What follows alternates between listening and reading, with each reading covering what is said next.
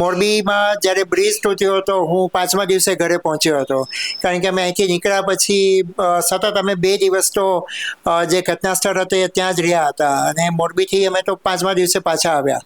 એટલે આવા બધા પડકારો હંમેશા આવતા હોય છે. 4 વાગ્યાથી આગ લાગી તો લગભગ આખો દિવસ ત્યાં, આખી રાત પણ ત્યાં જ રોકાવું પડ્યું. એટલે એ બધા પડકારો હોય છે. એમાં તમારે ઘરને ભૂલી જવું પડતું હોય છે ઘણી વખત. ઘણા પત્રકારો તો 1 મહિના સુધી ફિલ્ડમાં જતા હોય છે અને ઘરે પાછા પહોંચે ત્યાં 1-1.5 મહિનો થઈ જતો હોય છે. બિપરજોય વાવાઝોડું જ્યારે સૌરાષ્ટ્રના સાગર કિનારે ત્રાટક્યું તો લગભગ અમે 5 દિવસ સુધી દ્વારકાના દરિયા કિનારે રિપોર્ટિંગ કરવા ગયા હતા. લાઇટ પણ નહોતી, એવા સંજોગોમાં પણ અમે કામ કર્યું. વરસાદ એટલો 120 કિલોમીટરની ઝડપે પવન ફૂંકાતો હતો તો પણ અમે સ્થળ ઉપર જઈને રિપોર્ટિંગ કર્યું. એટલે આ બધા પડકારો પણ છે, ચેલેન્જ પણ છે. વડાપ્રધાનના ઇન્ટરવ્યૂ પણ કરવાનો મોકો મળે છે તમને અહીંયા.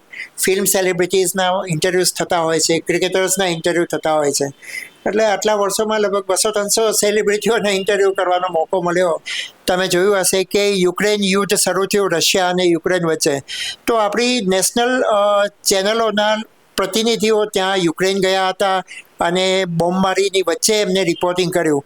તો એ લગભગ 20-25 દિવસ પછી પાછા ફર્યા હતા. ભૂકંપ વખતે પણ થયા, સાયક્લોન મેં લગભગ 6 થી 7 સાયક્લોન કવર કર્યા છે. એમાં પણ અલગ અલગ અનુભવો થયા છે. ગોધરા રાયોટ્સ વખતે પણ અમને ઘણા અનુભવ થયા, કારણ કે એમાં પણ અમે તોફાનોની વચ્ચે જઈને રિપોર્ટિંગ કર્યું. નમસ્કાર, નેશનલ પ્રેસ ડે નિમિત્તે રાજકોટના વરિષ્ઠ પત્રકારો સાથે અમે ચર્ચાઓ કરી રહ્યા છીએ અને આ ચર્ચામાં હવે અમારી સાથે જોડાઈ રહ્યા છે સુરેશ પારેખ, જે બહોળો આ ક્ષેત્રમાં અનુભવ ધરાવે છે અને પ્રેસમાં તો ઘણા બધા ક્ષેત્રો હોય છે, રેડિયો, પ્રિન્ટ મીડિયા, પરંતુ ખાસ કરીને જે ટીવી ચેનલ્સ છે તેના પત્રકારો જે હોય છે તેના જીવનમાં કે પ્રકારના પડકારો આવતા હોય છે, આપાતકાલીન જે પરિસ્થિતિઓ હોય છે તેમાં પત્રકારો કઈ રીતે કામો કરતા હોય છે, આવા વિવિધ મુદ્દાઓ સાથે સુરેશ પારેખ સાથે ચર્ચા કરીએ. સર, ખૂબ સ્વાગત છે આપનું BS9 TV ન્યૂઝમાં. ધન્યવાદ. સર, આજે નેશનલ પ્રેસ ડે છે, એના સંદર્ભમાં આપની સાથે વાતચીત કરવી છે ને સમય નહીં બગાડવું ને સીધા જ પ્રશ્નો પર આવીશું. સર, આપને એ પૂછવા માંગીશ કે આપ આ ક્ષેત્રમાં ખૂબ બહોળો અનુભવ ધરાવો છો અને ન્યૂઝ ચેનલ્સ ને મીડિયા સાથે જોડાયેલા છો, તો ન્યૂઝ ચેનલ્સના જે પત્રકારો હોય છે એમના જીવનમાં અને એમના કાર્યકાળમાં કયા પ્રકારના પડકારોનો એમને સામનો કરવો પડતો હોય છે? એટલે પડકારો તો ઇલેક્ટ્રોનિક મીડિયામાં પણ હોય છે અને પ્રિન્ટ મીડિયાના પત્રકારો માટે પણ આવતા હોય છે. પણ ઇલેક્ટ્રોનિક મીડિયામાં પડકારો એ હોય છે કે તમારે 24 કલાક કામ કરવાનું છે. ન્યૂઝપેપર આપણે જાણીએ છીએ કે સાંજનું અખબાર હોય તો લગભગ બપોરે 2-3 વાગે પૂરું થઈ જતું હોય. સવારનું અખબાર હોય તો એ રાત્રે 12 વાગે પેક થઈ જતું હોય છે. પણ ન્યૂઝ ચેનલ એવી વાત છે કે જ્યાં 24 કલાક કામ કરવાનું પણ થતું હોય છે. જેમ કે તમે જાણો છો કે TRP ગેમ ઝોનની ઘટના રાજકોટમાં બની તો એ બપોર બાદ બની હતી, જ્યારે સાંજના છાપા તો બહાર પડી ગયા હતા. પણ ચેનલો માટે આખો દિવસની એ ન્યૂઝ બનાવવાની એક પ્રક્રિયા બની રહી, કારણ કે 4 વાગ્યાથી આગ લાગી તો લગભગ આખો દિવસ ત્યાં, આખી રાત પણ ત્યાં જ રોકાવું પડ્યું. એટલે એ બધા પડકારો હોય છે. એમાં તમારે ઘરને ભૂલી જવું પડતું હોય છે ઘણી વખત. મોરબીમાં જ્યારે બ્રિજ તૂટ્યો હતો હું 5મા દિવસે ઘરે પહોંચ્યો હતો, કારણ કે અમે અહીંથી નીકળ્યા પછી સતત અમે 2 દિવસ તો જે ઘટના સ્થળ હતો ત્યાં જ રહ્યા હતા અને મોરબીથી અમે તો 5મા દિવસે પાછા આવ્યા. એટલે આવા બધા પડકારો હંમેશા આવતા હોય છે. બિપરજોય વાવાઝોડું જ્યારે સૌરાષ્ટ્રના સાગર કિનારે ત્રાટક્યું તો લગભગ અમે 5 દિવસ સુધી દ્વારકાના દરિયા કિનારે રિપોર્ટિંગ કરવા ગયા હતા. લાઇટ પણ નહોતી, એવા સંજોગોમાં પણ અમે કામ કર્યું.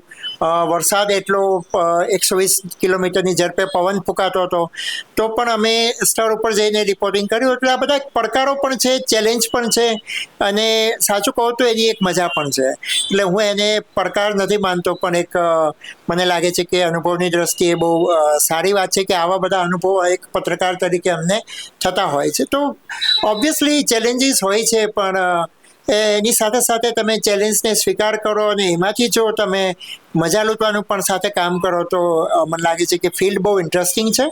પડકારો તો આવતા રહેશે, જતા રહેશે, પણ કામ કરવાનું અંદરનું એક સેટિસ્ફેક્શન તમને મળવું જોઈએ કે ના, આજે કામ કર્યું. સર, ખાસ નેશનલ પ્રેસ ડે છે ને પત્રકારો અને પત્રકારોના જીવન વિશે આપણે વાત કરી રહ્યા છીએ, તો આપ શું માનો છો કે એક પત્રકારનું જીવન કેવું હોય અથવા કેવું હોવું જોઈએ? એટલે જીવન કેવું હોવું જોઈએ એની કોઈ યાર્ડસ્ટિક જર્નલિસ્ટ તરીકે તો ન હોવી જોઈએ, કારણ કે જ્યારે તમે ફિલ્ડ પસંદ કરો છો ત્યારે તમને પણ એ ખબર હોવી જોઈએ કે આ 24 કલાકની નોકરી છે.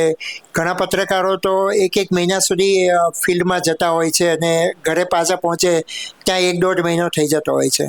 તમે જોયું હશે કે યુક્રેન યુદ્ધ શરૂ થયું રશિયા અને યુક્રેન વચ્ચે, તો આપણી નેશનલ ચેનલોના પ્રતિનિધિઓ ત્યાં યુક્રેન ગયા હતા અને બોમ્બમારીની વચ્ચે એમને રિપોર્ટિંગ કર્યું, તો એ લગભગ 20-25 દિવસ પછી પાછા ફર્યા હતા. તો આ બધી ચેલેન્જીસ છે. એટલે જીવન કેવું હોવું જોઈએ એ મને લાગે છે કે બહુ પેલું નથી એમાં, પણ હા, તમને જે કામ સોંપ્યું છે એની એક મજા છે અને એ મજા હોવી જોઈએ. અને રિપોર્ટિંગ તો એક ચેલેન્જ હોય છે, જેમ તમે આ પહેલાં પણ મને સવાલ કર્યો. પણ હવે જીવન કેવું હોવું જોઈએ તો મને એવું લાગે છે કે તમને કામનું at the end of the day satisfaction થવું જોઈએ કે આજે મેં એક સારી સ્ટોરી કરી, આજે મેં એક સારું બ્રેકિંગ કર્યું, આજે મેં એક એવી સ્ટોરી બનાવી કે જેને કારણે સમાજને ક્યાંક ઉપયોગી થઈ શક્યું, આઈ ઓપનર સમાજ માટે ક્યાંક બની ગયું, અથવા તો કોઈને એક્સપોઝ કર્યા હોય સાચી રીતે, તો મને લાગે છે કે એ જીવન પણ સાર્થક છે. હા, ઘણી વખત ઘરને ભૂલી જવું પડતું હોય છે, પણ એ તો પાર્ટ ઓફ ધી પાર્સલ છે અને તમે આ ફિલ્ડમાં છો તો એ બધું તો ચાલ્યા કરે.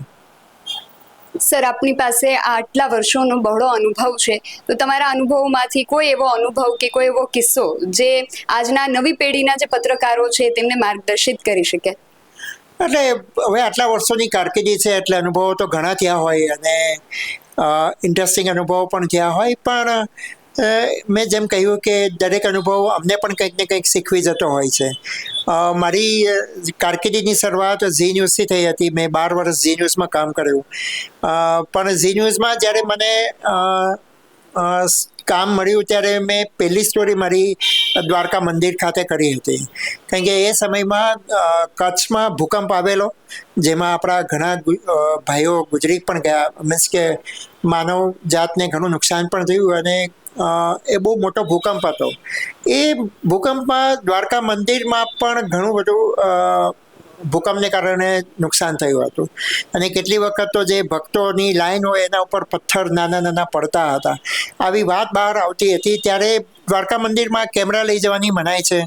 સુરક્ષાના આટલા બધા ત્યાં પોઈન્ટ પણ બનાવ્યા છે, સીસીટીવી કેમેરા પણ લગાવ્યા છે, અને તેમ છતાં મેં એક એવું નક્કી કર્યું કે દ્વારકા મંદિરમાં અંદર જઈને શૂટ તો કરવું છે. એટલે અમે વગર મંજૂરીએ કેમેરો સંતાડીને અંદર પહોંચ્યા અને શક્તિ માતાનું ઉપર મંદિર છે પહેલા માળે, ત્યાં જઈને અમે આખું શૂટ કર્યું. અને એ સ્ટોરી જ્યારે ઝી ન્યૂઝમાં ચાલી ત્યારે બીજે જ દિવસે સરકારે એ રિપેરિંગ કરવાના ઓર્ડર નાખ્યા. તો મને એવું લાગે છે કે ક્યાંક કાળિયા ઠાકોર અથવા તો દ્વારકાધીશ ભગવાનની પણ ઈચ્છા હશે તો આ કામ પાર પડ્યું અને અમે પકડાયા પણ નહીં અને કામ પણ પૂરું થયું. એટલે આવા અનુભવો થતા હોય છે. ભૂકંપ વખતે પણ અમે દિવસ રાત કામ કર્યું, કારણ કે અમારા માટે નવી ચેલેન્જીસ હતી. ભૂકંપ વખતે અમે સવારમાં 5 વાગ્યામાં નીકળી જતા અને સાંજે પાછા આવતા ત્યારે 3-4 સ્ટોરીઓ, ઘણી બધી ઇન્ટરેસ્ટિંગ સ્ટોરીઝ અમે કરી લાવતા હતા. પણ એમાં અમને જે ભૂકંપ પીડિત પરિવારો હતા એ પરિવારના કેટલાક સભ્યો ગુમાવ્યા હોય તો પણ જ્યારે અમે સ્ટોરી બનાવવા જતા તો એ લોકો પણ ચા પાણીનો આગ્રહ કરતા. તો મને એવું લાગે છે કે આપણી જે માનવતા છે એ મરી પરવારતી નથી ક્યારેય. તો અમને એમ થાય કે એમના સ્વજન વયા ગયા છે તો પણ અમને ચાનું પૂછે છે. આવા બધા અનુભવો પણ ઘણા થયા એ સમયમાં. ભૂકંપ વખતે પણ થયા. સાયક્લોન મેં લગભગ 6 થી 7 સાયક્લોન કવર કર્યા છે, એમાં પણ અલગ અલગ અનુભવો થયા છે. ગોધરા રાયોટ્સ વખતે પણ અમને ઘણા અનુભવ થયા, કારણ કે એમાં પણ અમે તોફાનોની વચ્ચે જઈને રિપોર્ટિંગ કર્યું. કર્ફ્યુ લાગી ગયો હતો તેમ છતાં અમે રિપોર્ટિંગ કરવા જતા હતા. એટલે આ બધા અનુભવોનો નિચોડ હવે છે. એટલે એક પછી એક અનુભવ આપણે શેર કરીએ તો બહુ લાંબો સમય પણ જશે. પણ હા, એટલું ખરું કે બહુ મજાની લાઈફ છે. પત્રકાર તરીકે તમે ગમે એવી હસ્તીને પણ મળી શકો છો. વડાપ્રધાનના ઇન્ટરવ્યૂ પણ કરવાનો મોકો મળે છે તમને અહીંયા. ફિલ્મ સેલિબ્રિટીઝના ઇન્ટરવ્યૂઝ થતા હોય છે, ક્રિકેટર્સના ઇન્ટરવ્યૂ થતા હોય છે. એટલે આટલા વર્ષોમાં લગભગ 200-300 સેલિબ્રિટીઓને ઇન્ટરવ્યૂ કરવાનો મોકો મળ્યો. તો એ પત્રકાર ન હોત તો મને મળવાનો ન હતો, અથવા તો એમને પણ મળવાનો મોકો કદાચ ન મળ્યો હોત.